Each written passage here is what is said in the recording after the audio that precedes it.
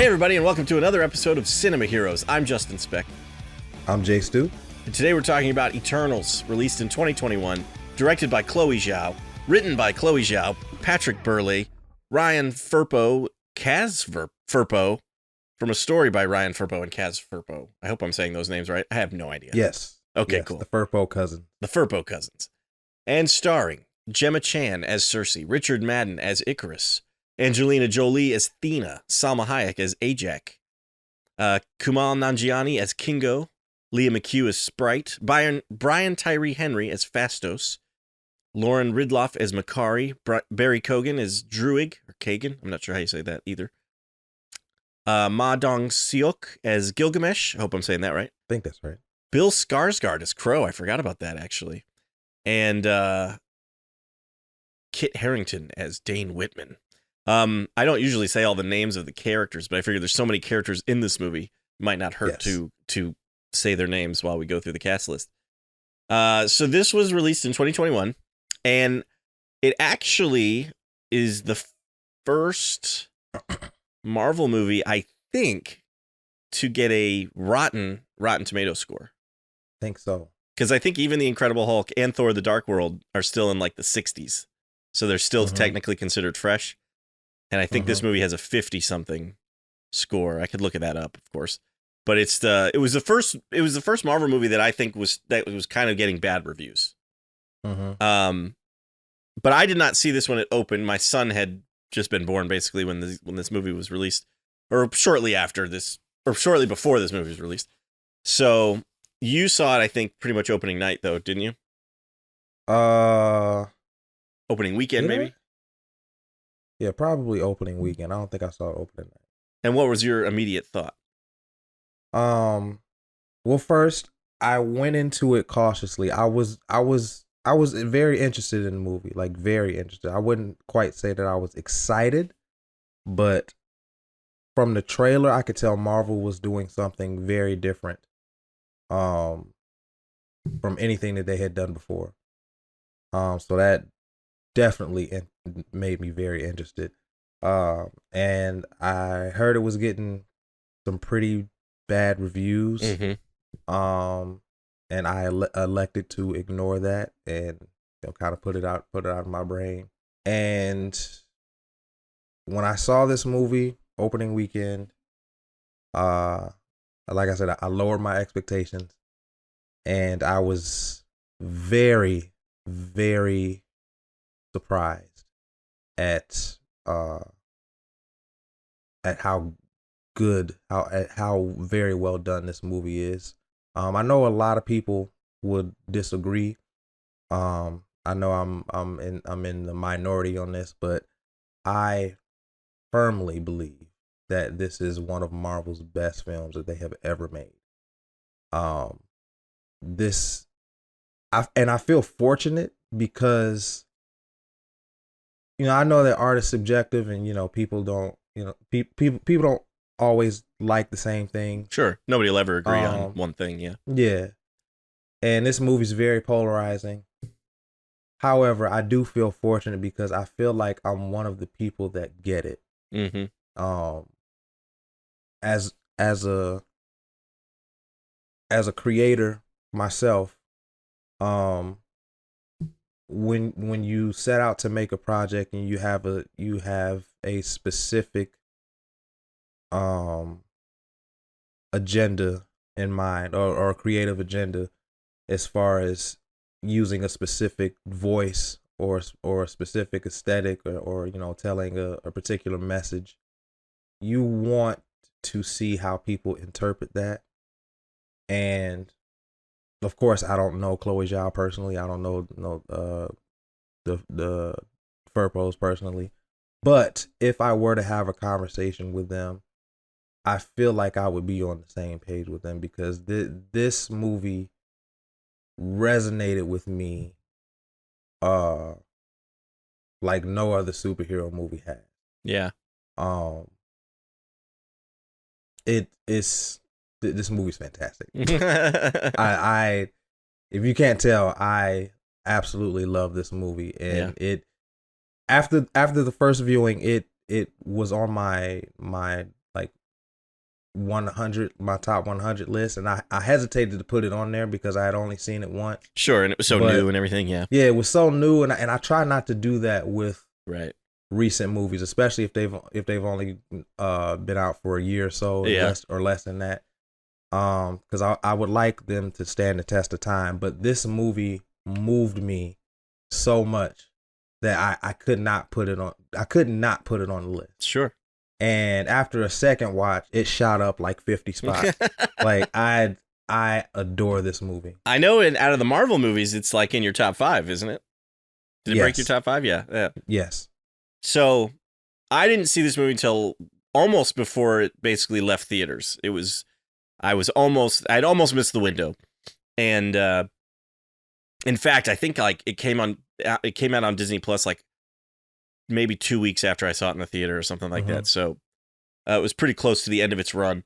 I'm glad you got to see it in the theater. This is to me, this is a movie theater movie.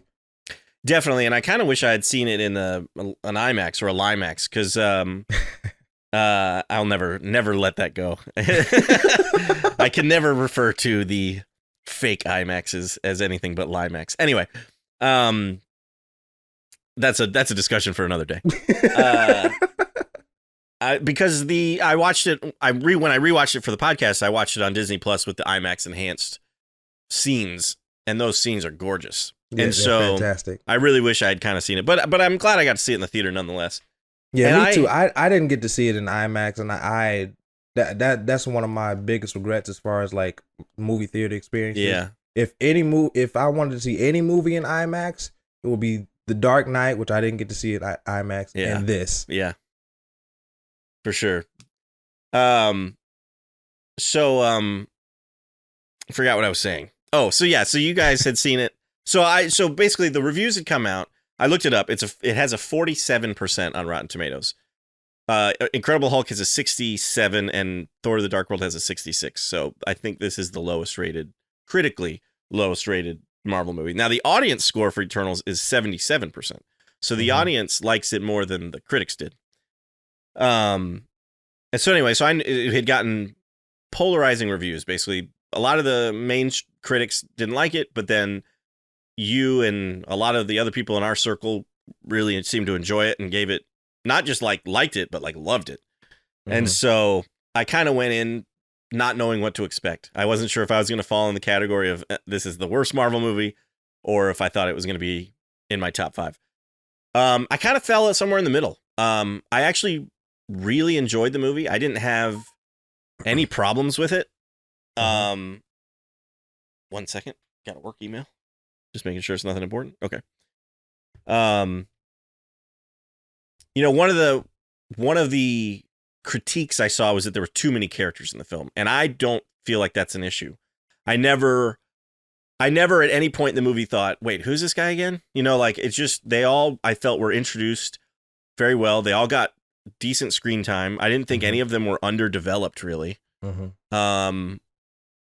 I thought the action was good. Like you said, it was a different Marvel movie. I think I remember talking about it with a coworker actually before it came out, where I remember the preview, because all these movies got pushed back. This one, Shang-Chi, Black Widow, they all got pushed back because of COVID. And so I remember seeing the previews for this, and I was talking with a coworker, and he was like, doesn't feel like a Marvel movie. And I was like, yeah, I'm not really sure what to expect with this one.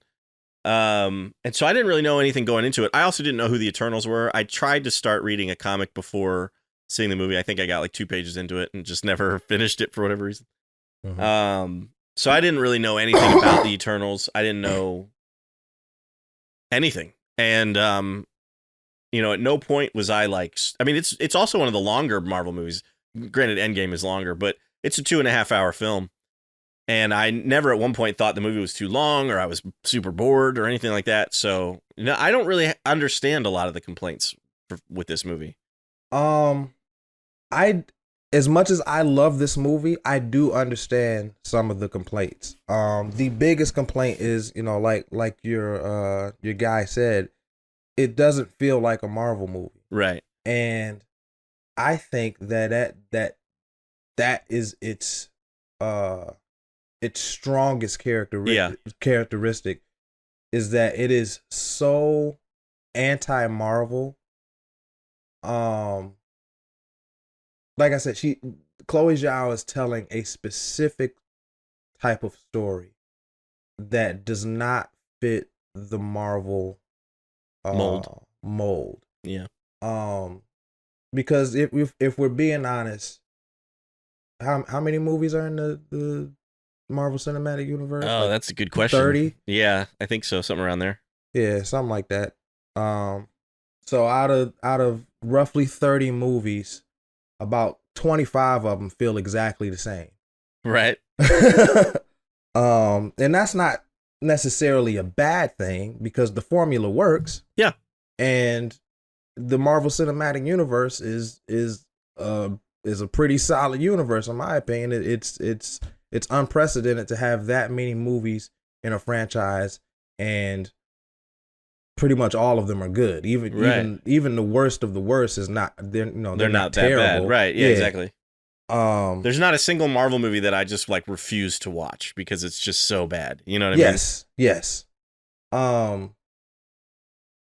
But yeah, I do think that is its best characteristics, that it is anti-Marvel, and she's not making a movie that fits into that traditional hero's journey story type. It's a study of humanity. That's how I see the movie. It's a study of humanity, and it celebrates humanity. In this world of superheroes, because I firmly believe that a movie like this was needed in the Marvel universe, because you have these larger than life characters. You got gods and men in iron suits, and half the universe is snapped away in an instant. Yeah. And it's like, and one of the scenes that stands out is when I know I'm jumping way ahead here, but when Ajax is talking to Icarus at the I can't even say second act, because I don't think this movie really has a 3-act structure. But right before the final battle, yeah, Ajax is talking to Icarus, and she's explaining to him why she has changed her mind about the emergence. And she says that 5 years ago, half the universe was wiped out in an instant, and half of this planet brought everyone back. Right. And that is what changed her mind about the emergence. And she said that she was alluding to the fact that it was unlike anything she had ever seen, and she understood the importance of humanity in this particular universe. And like the Eternals have severely underestimated them, right? As far as who they are, and the potential that they can have to do good in this universe. And it's like I said, it's a beautiful love story to being human, and being quote unquote ordinary in an extraordinary universe. And it doesn't quite have all the action of a traditional Marvel movie. There is some action in this movie, and when there is action, in my opinion, it's awesome. Yeah, I agree. But it's not a bunch of cars and buildings blowing up scene after scene after scene. And it's dialogue heavy. There are a lot of scenes where people are just sitting, having a conversation, and questioning one another, and really getting into each other's motives and each other's needs and wants. Like it is a very it's a very well thought out movie when it comes to characters. And that's anti-Marvel, because most of the characters in Marvel feel the same outside of the hero. Mm-hmm. Everybody's the same. All the supporting characters are pretty much the same. And with this movie, you have 10 main characters. Every last one of them is completely different from the next. Mm-hmm. And to me, that's interesting. And like I said, I understand why people don't really vibe with that, because it's not something that they're used to. Like your guy said, it's not a traditional Marvel movie, and it feels more like a DC movie. And I think Chloe Zhao said that the inspiration for this movie was Man of Steel, was Zack Snyder's Man of Steel. Really? And when I found that out, I was like, that makes complete sense, because that is exactly the type of movie that Man of Steel is. It's a superhero movie. It's still the hero's journey, more so than this movie, but it is a deconstruction of the character of Superman. What makes this man super? Mm-hmm. And that, to me, is more interesting than seeing things blow up.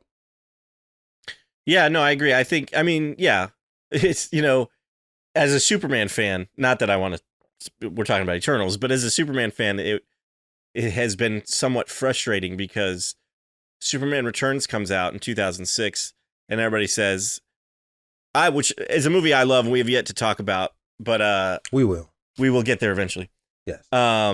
Everybody complains that, Superman doesn't fight anybody. He doesn't even throw a single punch in that movie. Now, granted, if he did throw a punch in the movie, he would kill somebody, because there's no other super beings in that movie. But so then Man of Steel comes out and he fights Zod, and people complain that there's too much fighting and destruction, and it's kind of the other complaint about Superman Returns is it was too much like the Christopher Reeve movies, because it was literally a sequel, I'm pretty sure, to Superman 2. Yeah, that it was the unofficial Superman 3. Yeah, exactly.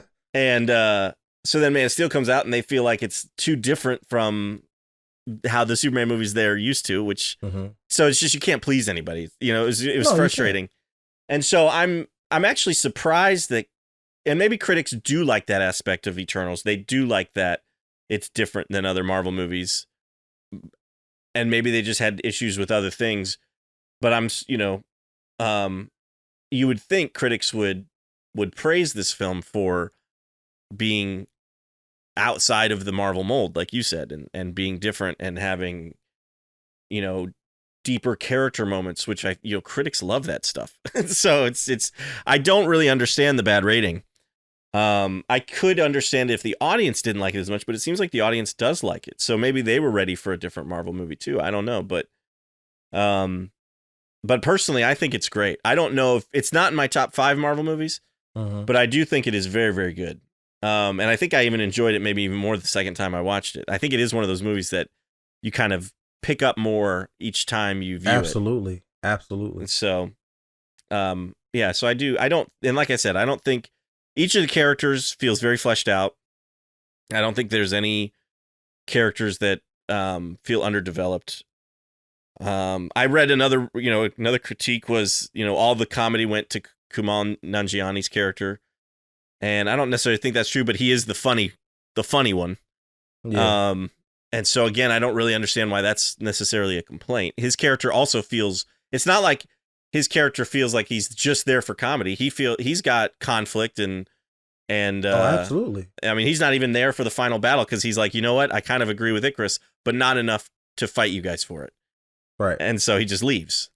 And right. I remember being a little disappointed in that. When I saw it in the theater, I was like, it's kind of crazy that he's not even there for the final battle. But listening to his argument, it's like, he wouldn't be there if that's how he actually feels. He's like, I agree with Icarus, but not to the point where I'm gonna be on his side and actually be willing to kill you guys. So, see ya. I don't know. It's just, but I mean, it makes sense for his character to do that if he truly feels that way. Yeah. And so, and I like, Druig is one of my favorite characters. Absolutely. Because he is one of the most conflicted ones. He's like, I could stop all, his whole thing is, throughout the ages, humanity fights, goes into wars and fights themselves. And he's like, I could stop all this without with no problem in the blink of an eye. Yeah. And he can't, and so he ends up going kind of into hiding and I don't know. His character I thought was very, very, just one of my favorites. I also really love Makari. I think her character is amazing. It's just a very cool cast and a very cool cast of characters too. It actually does make me want to read Eternals comics and know more about these characters and everything. Yeah. Yeah. I mean, I agree with everything you said. As far as Kango, I never felt like he had all the comedy, because he didn't. He's, like you said, he's obviously the funny character. He's the Joker of the group. Right. But I think most of the Eternals have some pretty funny moments. I'm watching a moment right here with Gilgamesh and Sprite. Yeah, they got a funny moment. That was funny. And Gilgamesh actually has a few funny moments when he's talking about the and granted it's with Kingo, but when he's talking about the beer, he's like, I fermented in my own spit or whatever. He's like that was funny. I like that. Kingo's valet. I like Kingo's valet. Yeah, Kingo's valet is fantastic. Where he's got like 14 cameras on him, she's like, I thought you broke it. He's like, always bring it back up. And so, some of the comedy is very subtle and nuanced. For example, when Kingo's valet, I can't remember his name. Karun? Yeah, Karun. So when Karun is they're on Kingo's private jet, and he's getting like interviews of the Eternals, and he's talking to Cersei. There's a funny moment that you don't some people probably wouldn't even notice, that the way Icarus is looking at her, it's like kind of condescending and sarcastic, because he's looking at her like he's interested in what she's saying, but he's also waiting for her to make a fool of herself, which I thought was subtle but was very funny. Mm-hmm. He's like, he knows that it's going to happen. He's just waiting for it, basically. Yeah. That's pretty good. But yeah, I mean, I love the characters in this movie. Going back to what you said about Druig, I love Druig. He is very firm in his beliefs, and but he's also, conflicted, which is why he chooses seclusion rather than becoming part of the larger humanity. And I thought that was a brilliant choice. I thought if any character would do that, it would be Druig. And that kind of plays into the end of the movie, when they have decided to form the Unimind, and Druig is the one that they decide to give the power to put the Celestial to sleep. Tiamat, to put Tiamat to sleep. Tiamat. That's right. And I thought that was kind of poetic, because Druig is kind of the opposite of Cersei. Cersei has been chosen to lead. She's been chosen to lead the Eternals, and she loves humanity more than any of them. Right. So when she learns the truth, she is absolutely devastated at what is actually happening. And although they're all, quite upset about what is happening, the thing about Druig is that he's the kind of person that is ready and willing to do what is necessary and what is right, all the time. And I just thought that was a really good dichotomy with Cersei, and I forget how they come to the decision that Cersei has to be the one. But to put to at the end with Tiamat. Yeah, she has to be the one to take the power from the right. I want to say, well, I don't know, because I know Icarus comes and like basically throws Druig into the mountain, you know, and so he's like buried. But I want to say he came back before. He did. He came back and hit Sprite over the head with a rock when she was giving her monologue to Cersei. But is that after she put? Is that after Cersei changed Tiamat, or is that before? That's before. Okay. Well, then I don't remember either, because I thought it was Druig wasn't there, and so she basically had no choice, and so she was like, "Okay, I'm going to do this," and changed Tiamat. Yeah, and Druig then came back before that. But you're right, because Sprite makes it so that there's like several volcanoes, so she wouldn't be able to tell which one was the real one, and that's when Druig hits her over the head. You're right. I don't know. We're gonna have to. I guess I'm gonna fast forward to that part of the movie and watch it real fast so we can figure that out. But yeah, I just I really love that part of the movie, and I thought it was very well done. This is definitely a movie that you should pay attention to, because there is a tremendous amount of subtext in this movie. I think this movie has more subtext than any other Marvel movie. So it's definitely a movie that requires multiple watches, but not necessarily you don't have to watch it to understand what's going on. You have to watch it you have to watch it multiple times to understand what these characters are really saying when they speak to one another. Right. Yeah, it was interesting. You were talking about Cersei's the one that loves humanity the most, and she's the one that we see in the beginning of the movie who is a part of humanity. Her and Sprite. And Sprite's not exactly, she's not thrilled to be a part of humanity, I would say. She's, but that's not because of humanity, it's because of how she's basically essentially cursed to look like a kid for forever. But Cersei's a teacher. She's teaching class. She's part of humanity. She's got a boyfriend.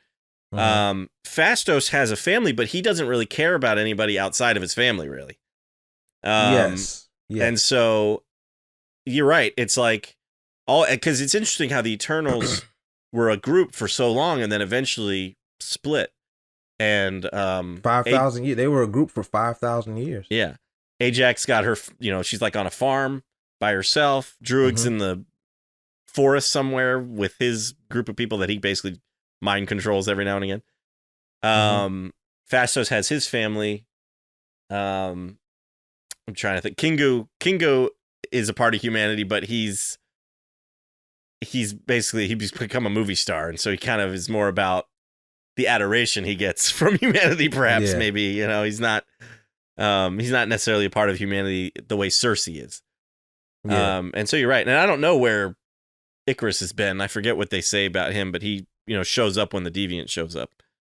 So you're right. I think it's interesting, and I think that's absolutely why Ajax made Cersei the leader, is because she knew she loves humanity the most. She's not going to let this emergence happen. And so, and it takes the other Eternals, a while to figure that out, because they can't understand why wouldn't they make Icarus the new leader? Why would she make Cersei the leader? Right, because Icarus is the most powerful. Right. So it would make sense that he is Ajax's successor, and he was very close with Ajax. And we see that in the big reveal when it's revealed that Ajax has killed, or I'm sorry, Icarus has killed Ajax. And I really think that the writers do a really good job at the emotional conflict between all of these characters, especially Icarus. Icarus loves Cersei, and he also loves humanity, but he is loyal to Arishem to a fault, where he is willing to kill essentially his brothers and sisters. He's willing to kill his family in order to allow the emergence to happen. And every time he is at a crossroads and has to make a tough decision, he's devastated by it. When he killed Ajax, that was when he brought her back to the farm. That was a beautiful scene. Right. Yeah. And he laid her down on the ground, and there's a wide shot of him and the fire, and that just like represented like the chaos that's in his mind, because he is so conflicted, but at the same time he's so loyal to Arishem, and he understands that he was created for a specific duty, and the duty has to be carried out by any means necessary. Yeah. And I thought that was fantastic, because throughout the movie we think that the deviants are the villain, and they're not. They're really trying to survive. They already knew that the Celestials was full of it. Right. Yeah. And what is Crow, the alpha deviant, he says, like, you guys aren't saviors, you're murderers. You've been going around for billions of years murdering innocent people just so these Celestials can be born. And you know, from the Celestial standpoint, it makes sense, because you know they see it as you have to sacrifice one planet so that millions more can be born, because the Celestials create the planets. energy. Yeah, they create the energy that is necessary to create life, to create other planets. So from their standpoint, it does make sense, but at the same time, it's like, how can you treat living things essentially as farm animals? Right. Especially human beings. Like I said, this is a celebration of humanity, and the Eternals they all have love for humanity in a different way. Yeah. Even Druig and Phastos, even though they've chosen to seclude themselves, Druig to a more extent and Phastos to a lesser extent, they still have that love for humanity. That's why Phastos was so devastated by Hiroshima, which is another fantastic scene. Yeah, that was a good scene too. Yep. He loved them so much that he gave up on them, because if he allowed himself to further their technology, they would have destroyed themselves. And Hiroshima was the last straw. He's like, I can't do this anymore. Right. They don't deserve the innovation that I have given them. He's essentially, I don't know how familiar you are with Greek mythology, but he's essentially Prometheus. Prometheus was a titan that gave humanity's fire. In essence, he gave humanity's technology. Right. So he is an allegory for Prometheus. And it was just, I just love the poetry of these characters. Yeah. Let's go back a little bit. Speaking of Crow, is that his name? Yes. The deviant, the alpha deviant? Yeah. That's one character that I think may be a little underdeveloped. I do think maybe thinking that. I would like to have maybe seen a little bit more of Crow. I asked you before we recorded, because I couldn't remember if I just couldn't remember it or if it wasn't explained, how he was able to suck the powers out of the Eternals and keep it for himself. And I think we determined that it wasn't really explained. There is you kind of gave your explanation for it, and I think that makes sense.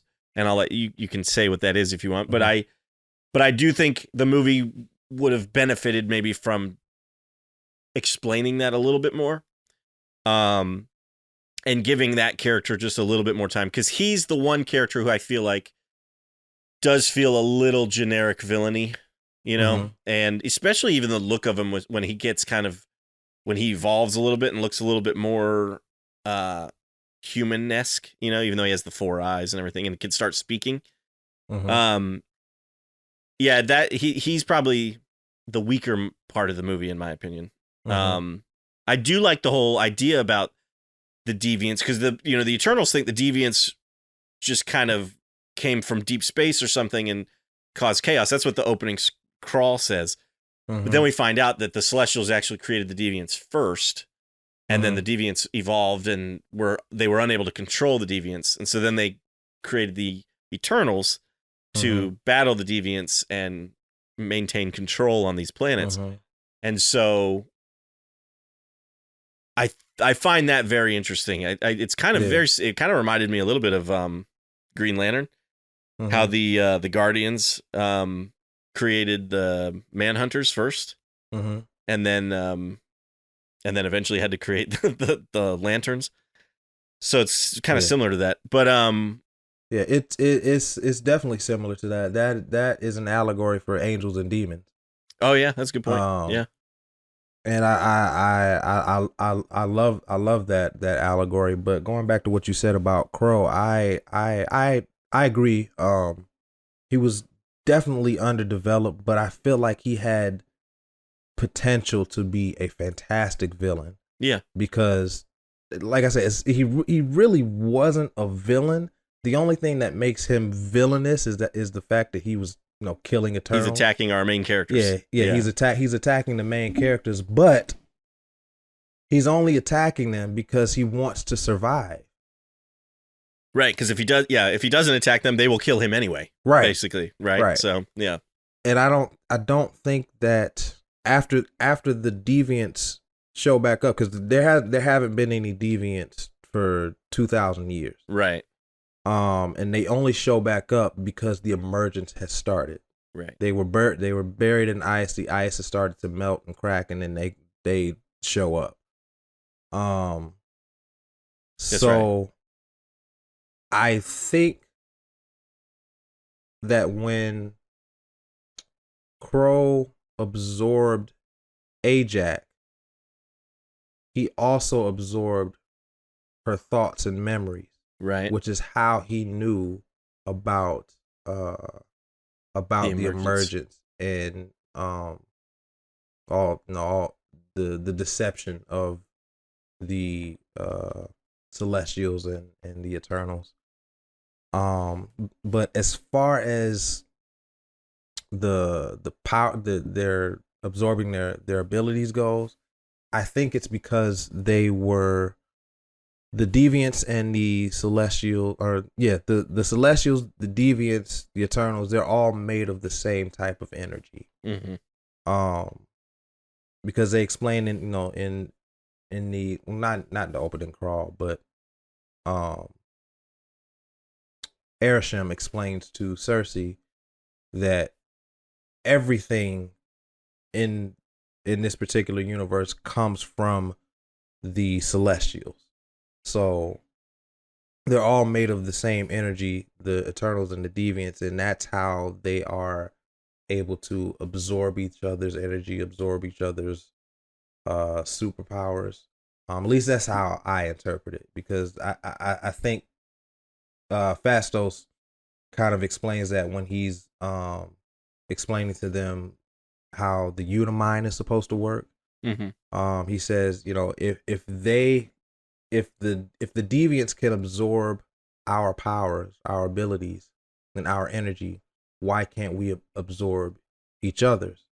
So that's why he makes the bracelets to suppress their regenerative ability in order for them to absorb each other's power. Gotcha. And that does make sense, because at first I was like, yeah, maybe that's how they're able to do it. But I know Sprite at one point says they've never been able to do that before. But maybe this is the first. Maybe Ajax was the first Eternal that the Deviants have ever actually killed. I believe so. Yes. And so they never had the opportunity to absorb, or maybe it's the first one that they ever like were able to capture enough to absorb the ability that way. And then of course once it happens the first time, it makes him even stronger, and he's able. It's easier for them to do it the second time. And it makes absolute sense because every time they've encountered the Deviants, they've all been together. This was the first time that they were separate. 5 Deviants on one Eternal. Right, yeah. And Ajax she can't fly, she doesn't have super strength, she can just heal. She did not stand a chance. Right. So it makes sense that maybe they've always had this ability, they just never had the opportunity to use said ability. Yeah, I can buy that. So that works for me. That's not my headcanon. This is a fake question that I'm not going to keep in the podcast. But I thought about this when I was watching the movie the other day. Kingo, right? Is played by Indian actor Kumail Nanjiani. But technically, Kingo is not Indian. He's not Olympian either, because we find out Olympia doesn't exist. He's part Celestial, right? Right. So when he's doing the Bollywood thing, I was like, is that technically cultural appropriation? I mean, no. I know. Because maybe he created, to an extent, Indian culture, because that's true. That's true. They were sent here to develop humanity. They showed up at Fastos is giving them technology and everything. Yeah, no, that's very true. Yeah, I mean that makes a lot of sense actually. That was a fake joke, but I mean a fake question. But now that we're kind of talking about it, it's like I actually kind of really like that idea. Like, certain Eternals kind of created certain they influence certain aspects of humanity, certain different cultures and stuff. I think that could be really interesting. Like the idea of mythology came from Sprite, because she told all of these fantastic stories. Yeah, the Icarus story she made up, and the Epic of Gilgamesh, which is one of the oldest stories in the world. And the Epic of Gilgamesh is why we have superhero stories, superheroes and movies and things like that. She told that story, and then other humans told it to each other, and that is how we got mythology. That is how we got stories. And Zack Snyder, I know we keep referring to DC, but Zack Snyder once said that superheroes are the mythology of our time. So it's just this movie is filled with poetry. Let's talk about Gilgamesh. Since you brought up Gilgamesh, let's talk about Gilgamesh and Athena. We haven't really discussed them. One of the things that I also like about this movie is that it's, Angelina Jolie, I think it's kind of cool that she is not the main character of the film. Like I thought that was brilliant. Yeah. She's this huge movie star and she's playing a supporting character. And I actually really like Athena's character and the whole idea that her mind is kind of cracking because after every emergence, they get their minds wiped and they start over. And she is starting to, those memories from previous worlds are starting to kind of seep through and it's causing her mind to kind of crack. And so she occasionally will end up kind of going into this weird state where she ends up fighting her friends. Yeah, and so Gilgamesh, that's what it's called. Yeah. And Gilgamesh, I think they offer to wipe her brain. They said they can send her. Essentially, they'll send her to Aramesh or something, right? And he'll wipe her brain or something. I forget what. Ajax has a solution, but Athena doesn't want to forget. She doesn't want that to happen. Yeah. And so Gilgamesh offers to take care of her, and so that's why they're not really part of humanity. They have to be separate because otherwise Athena could accidentally kill people. Yeah. And Gilgamesh is strong enough that he can kind of, help her when those attacks happen and everything.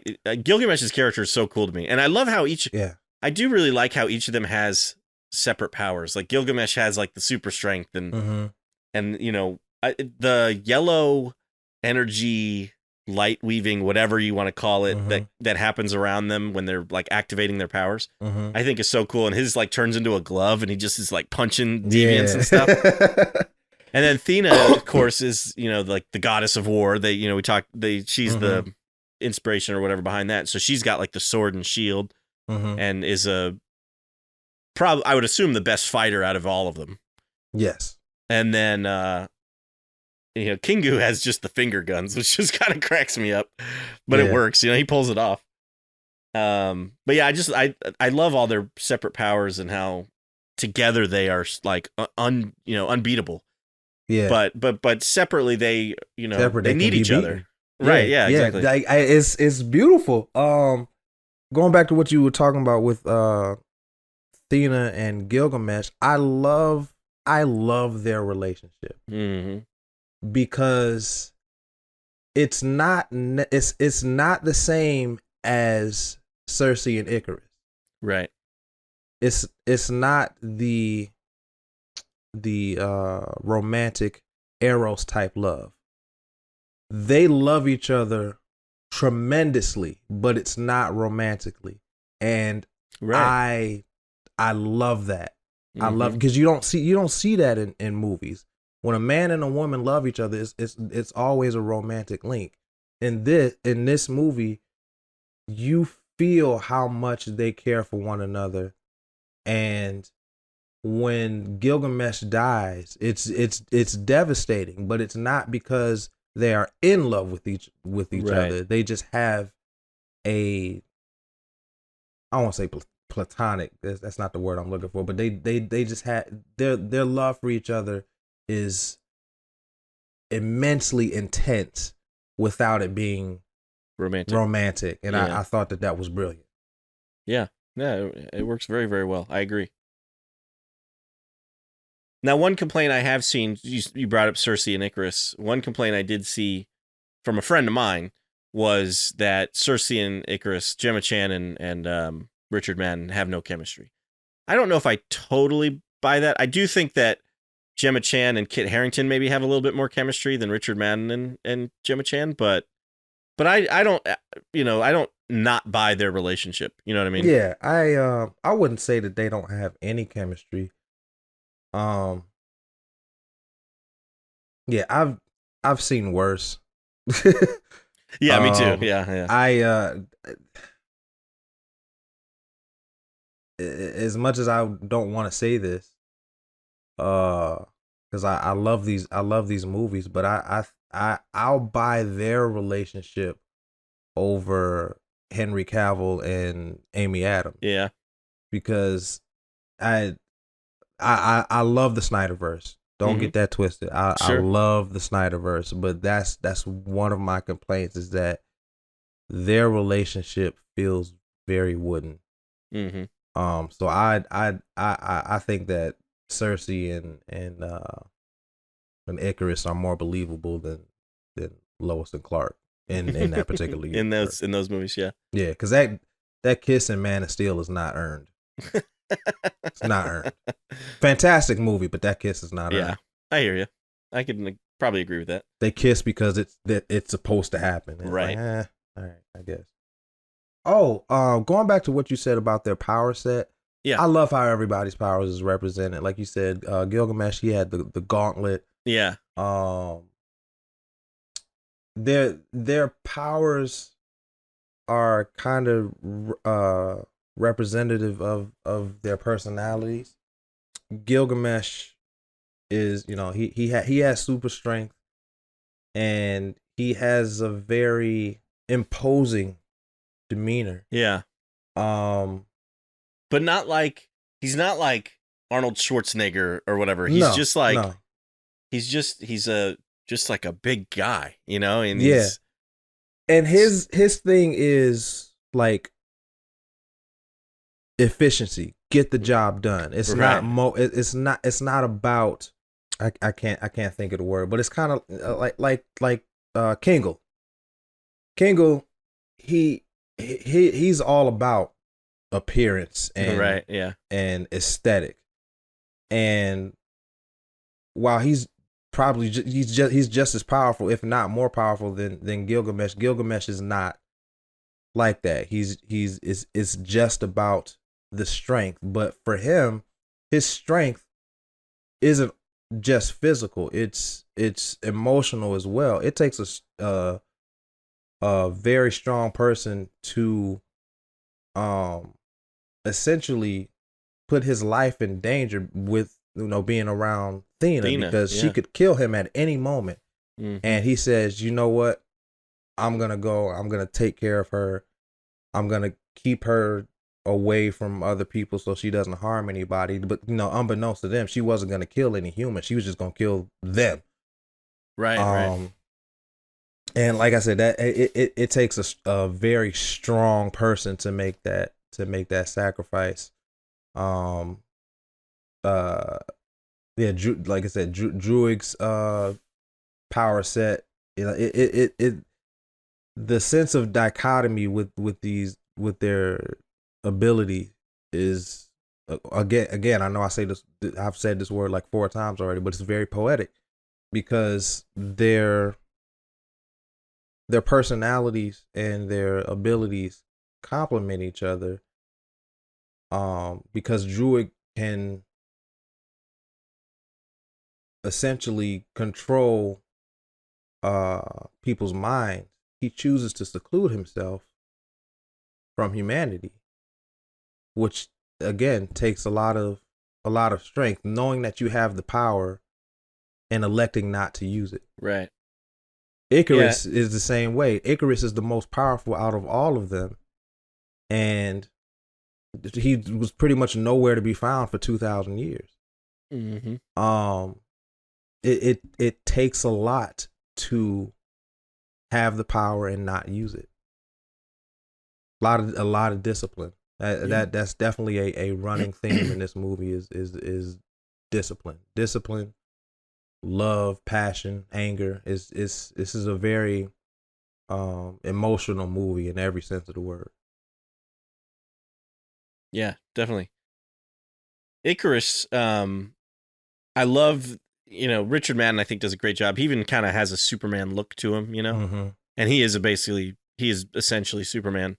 Mm-hmm. He doesn't have all the power Superman does, but he can fly. I'm pretty sure he may not be as strong as Gilgamesh, but I'm pretty sure he's got some type of super strength, Mm-hmm.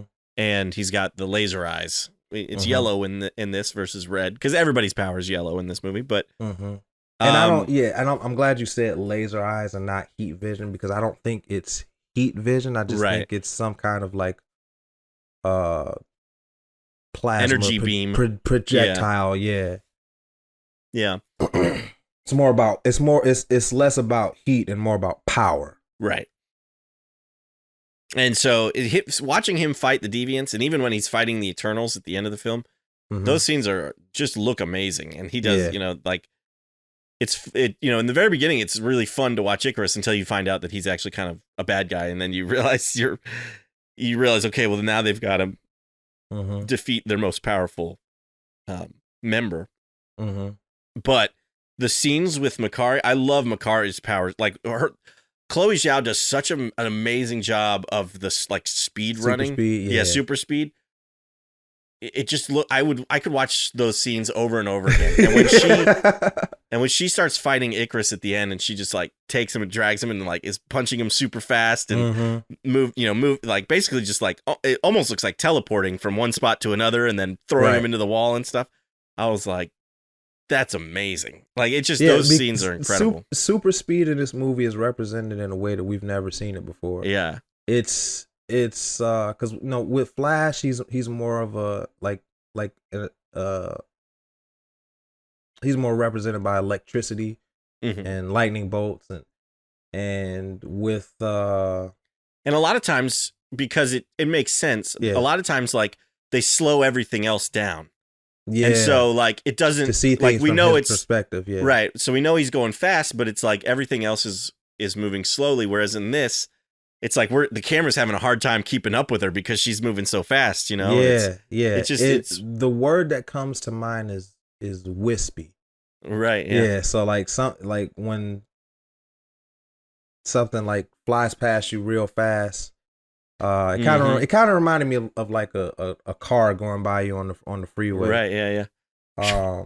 Yeah, Yeah. like it was very it was very well done and very unique. Yeah.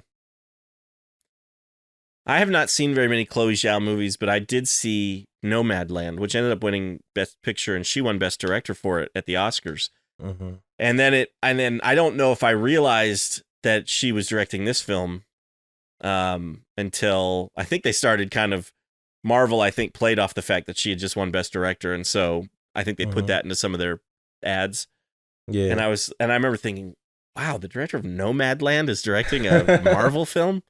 And Yeah. both of those movies look amazing, and obviously there's way more CGI, and there's I don't know if there's any CGI in Nomadland, honestly, but there's tons more in this film. But she pulls it off. She can do both types of movies, but at the same time, like we said earlier, this Marvel movie has a lot more emotional beats and characters struggling over things, and Mm-hmm.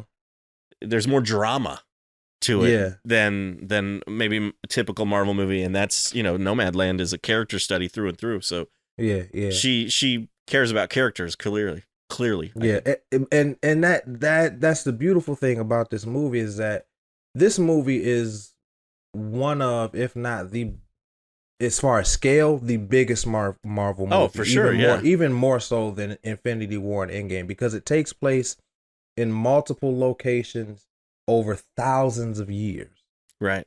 The events of this movie take place over 7,000 years, and And it's a celestial being born out of the earth too. I mean, yeah, I mean, even like Thanos wiped out half of or not humanity, half of the universe, which is mm-hmm. huge.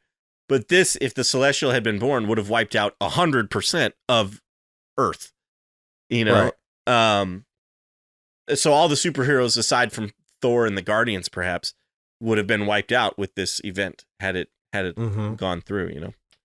Yeah, yeah, and it's uh again, it's a beautiful poetry to have this big grand movie with such a wide scale be so intimate at the same time. Yeah, yeah, You have 10 characters, all of them are wonderfully developed. No one really gets more uh too much attention. right. Obviously Icarus And and Cersei Cersei get the most and probably. Ajax, Yeah, they get the most attention, but um, it's very well balanced, and you care for every single one of these characters. absolutely.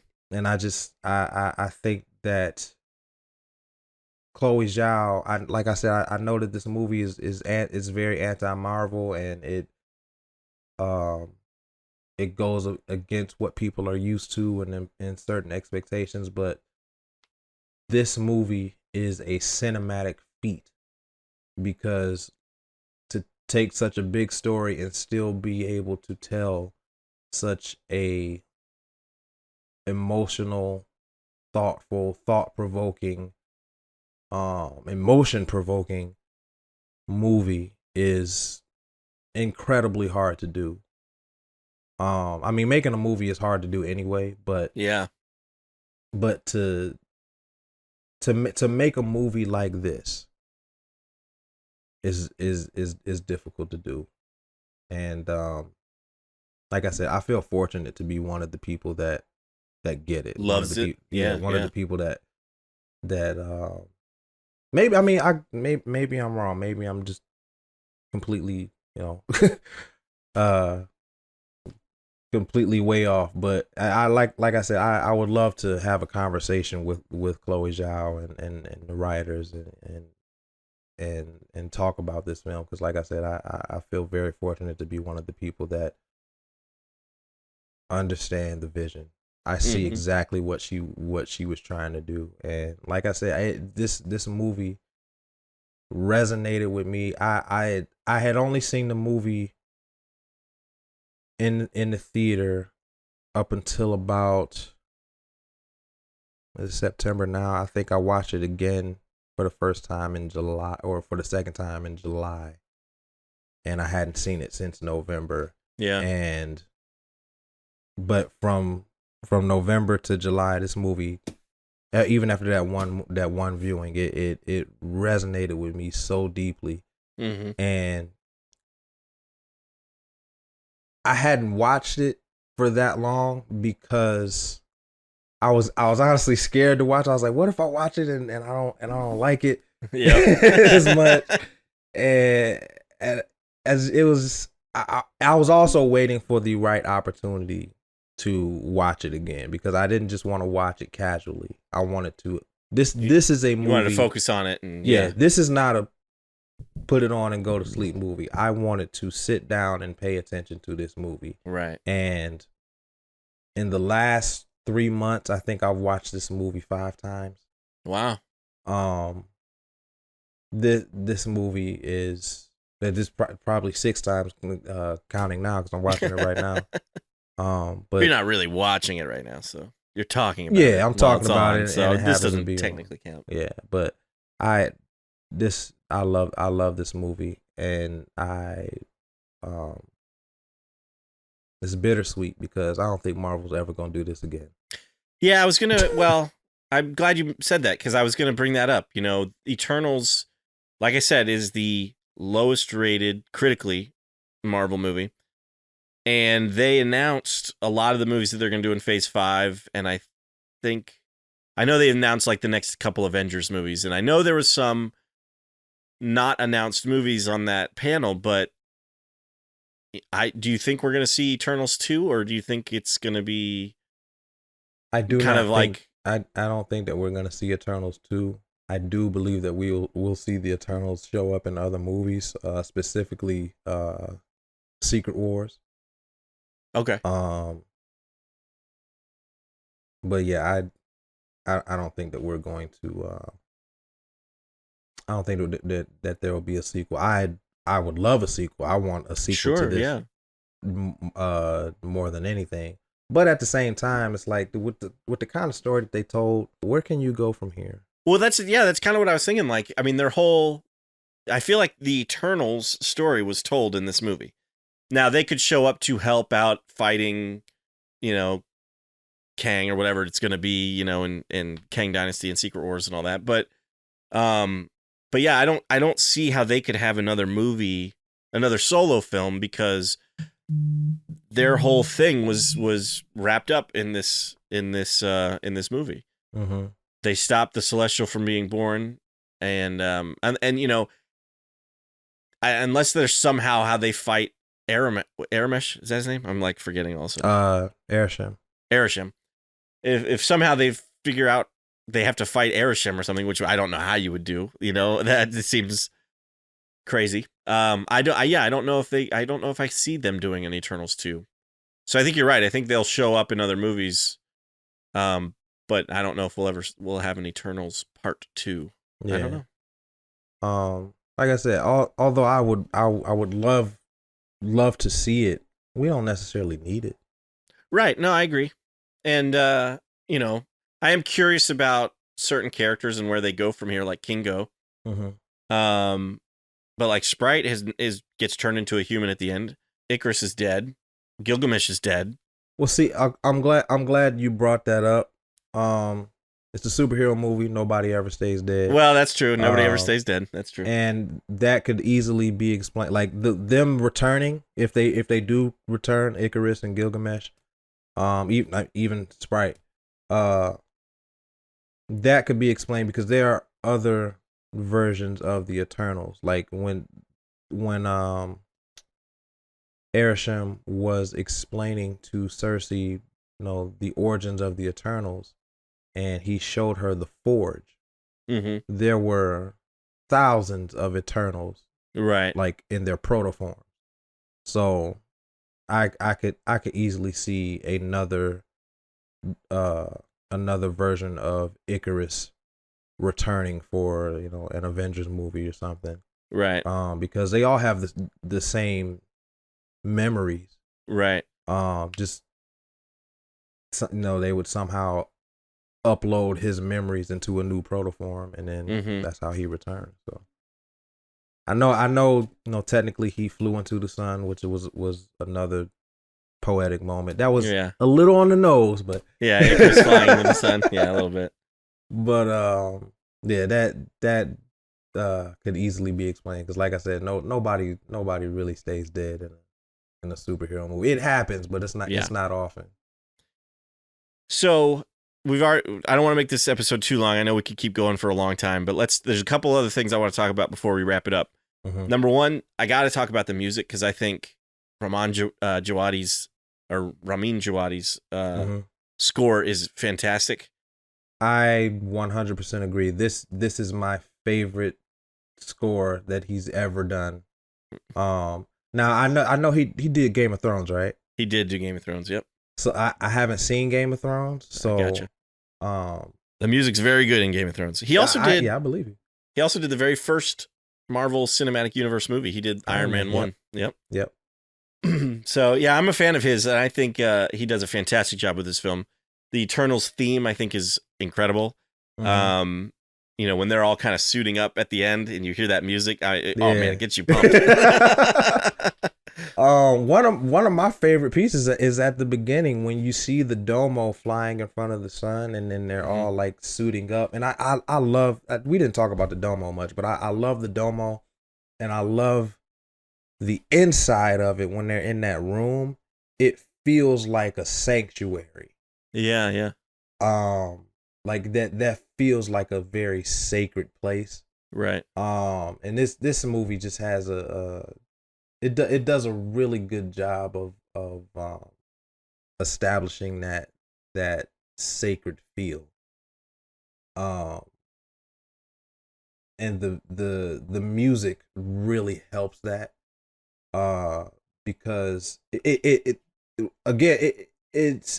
I think it's one of his best because it's so unique, because it draws from different eras of music, because it's a story told over 7,000 years. So you have 7,000 years worth of music to choose from. Right. Yeah. And he, there's a lot of Indian and Egyptian and medieval. Yeah. All like kind of blended into one specific sound, and the music for this movie does a fantastic job at further establishing that big scale and sacred aesthetic. Yeah, well said. Thanks. So the last thing I wanted to talk about was the post-credit scenes. Okay. The first post-credit scene, we see, gosh, you're gonna have to maybe remind me here. So Druig is there, I know. I think Druig, it's Makari, and Thena. Are on the Domo. Are on the Domo, and this character shows up, kind of through some portal, and announces the arrival of another character, who he says is the brother of Thanos, and introduces himself as Eros. These are characters that I was unfamiliar with. The other character, the little character that does the introduction, his name is Pip. He's played by Patton Oswalt. Yeah. I was not familiar with either of those characters, so that post-credit scene didn't do a whole lot for me, other than them saying he's the brother of Thanos. I was like, that's interesting. And Harry Styles plays Eros, and I don't know, it didn't make me go, oh my god, because I just don't know who it was exactly. Now there were some people that like said, oh wow, like they gasped when Harry Styles showed up. I never knew what Harry Styles looked like, so I'm like, who is that? Who's that guy? Yeah. I think I did know who Harry Styles was because he was in I think he was in Dunkirk. And so I think I had seen him in that. I've only seen Dunkirk once. Yeah.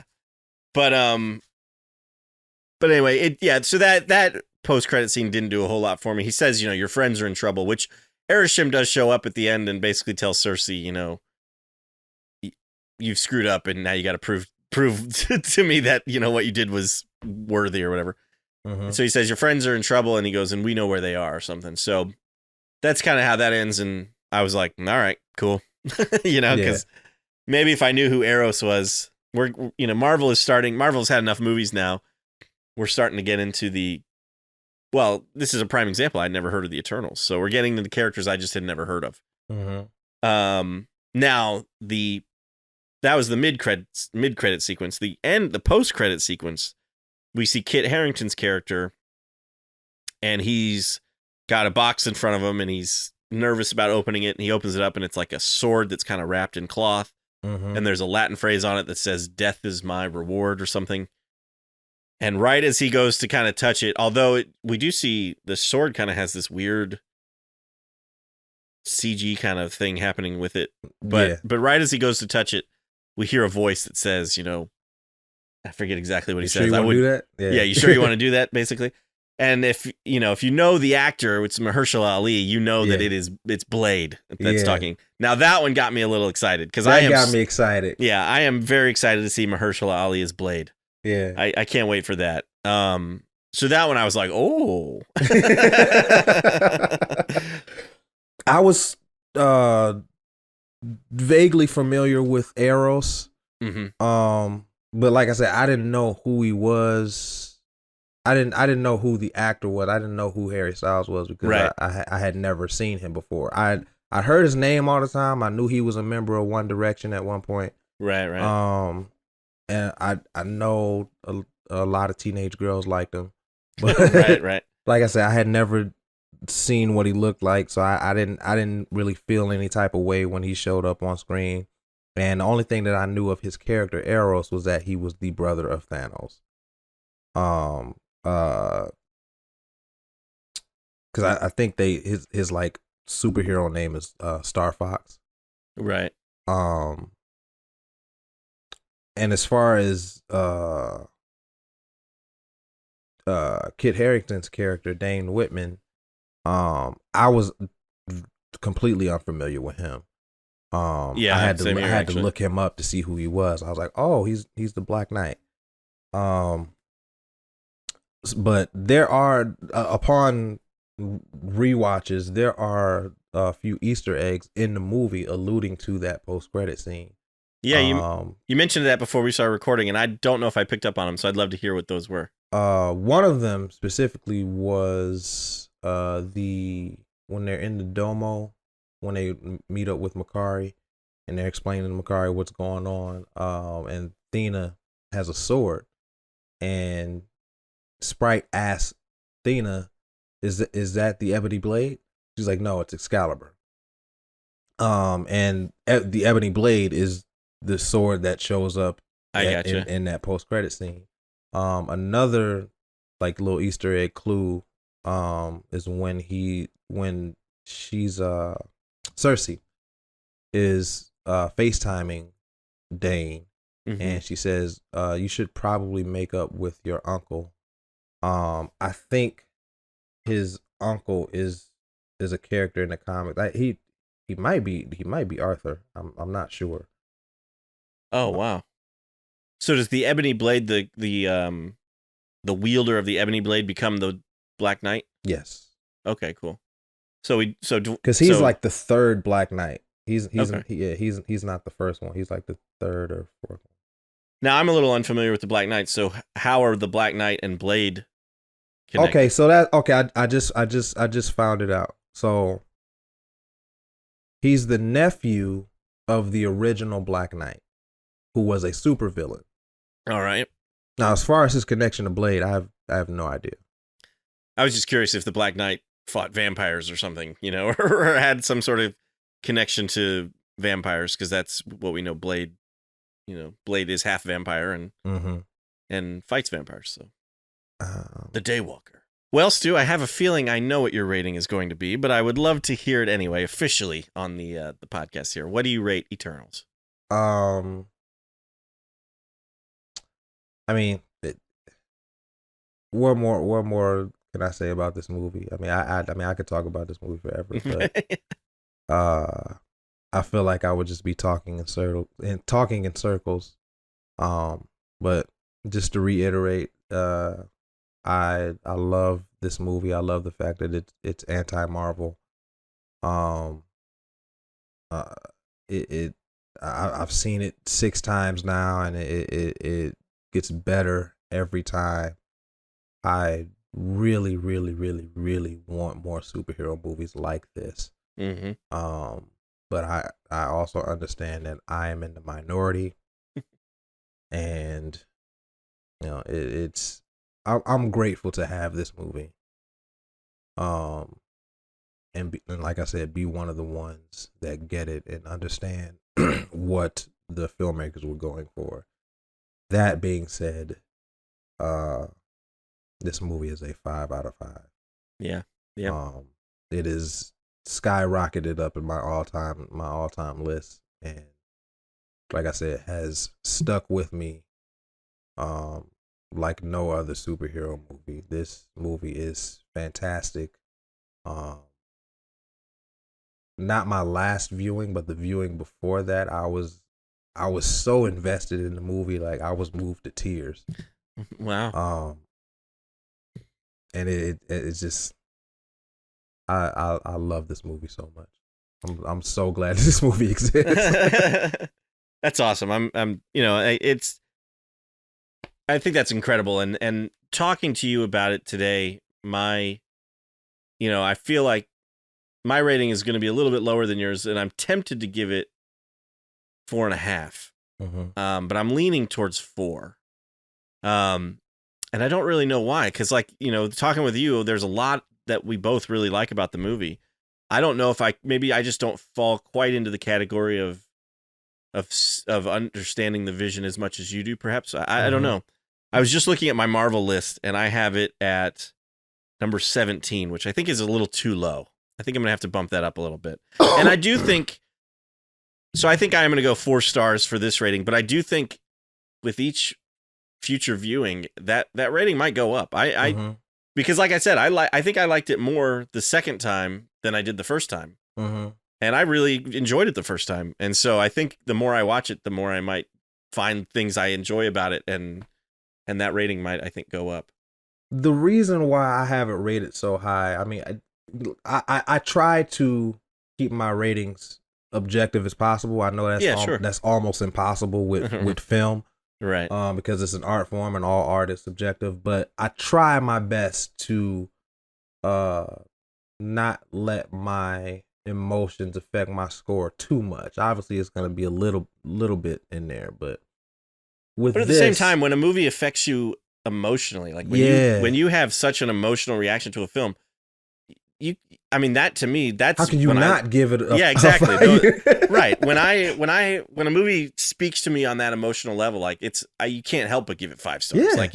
So that's totally understandable, and I think I agree. You try to be objective, and I know we've talked about this before. Like and this doesn't fall into this category. Mm-hmm. Eternals doesn't fall into this, but there are movies that we know are not good movies that we still really like. It's just like you said, art. Film is an art form that is a subjective art, and and I think I sometimes find movies that are divisive like this even more kind of interesting. I 100% agree. I was looking at my all-time list, and I have so many divisive movies in there. But I think the reason why this resonates with me so much is because it's like getting a little deep here. This movie is essentially a very big story about an existential crisis. You're right. Yeah. And for someone that has tremendous anxiety, I have anxiety, and you're constantly, what's the word? It's when you're always thinking like the worst. Like a pessimist, like no, not necessarily that. I think it's like the root word is catastrophe. So you're making a catastrophe of everything. Right. And catastrophic viewpoint. I don't know. Yeah, like catastrophe. I don't know. Let us know in the comments. When like I said, this movie is essentially a movie about an existential crisis, and when you have anxiety and you have feelings of not belonging and not knowing who you are and what your purpose is, movies like this really cut deep, and this movie cut deep for me, and that's why I have it rated. So I'm getting emotional just talking about it right now. But like this, oh man, like this movie kind of forced me to look inward, and in a beautiful way, it kind of made me uncomfortable. Right. Almost therapeutic in a way. Yeah, for you, I guess. It was almost therapeutic. It's very therapeutic. So, like I said, I completely understand why the average moviegoer would not like this movie. But like I said, I just, this movie was, right place, right time. This movie came out exactly when I needed to see a movie like this. Yeah. So yeah, that's awesome. Yeah. Well, I love that you love it so much, and I feel like your love for it is contagious. And like I said, it makes me want to bump my score up a little bit. But yeah. Well, we'd love to know what you think about Eternals. Do you love it? Do you hate it? Do you fall somewhere in the middle? We'd love to just hear what you think about the movie. You can let us know at cinemaheroes.com. You can also leave us a comment on our Instagram or tweet at us. Both handles are at cinemaheroes. You can reach out to us on Facebook, facebook.com/SM and SM podcast. Or if you're watching this on YouTube, you can always leave a comment below. If you are watching this on YouTube, give this video a thumbs up if you liked it. Subscribe to our channel if you haven't already. We'd love to hear from you however you want to reach out to us. But I think that about wraps it up for this episode. I'm Justin Speck. I'm Jay Stu. As always, thanks for listening. Thanks for subscribing.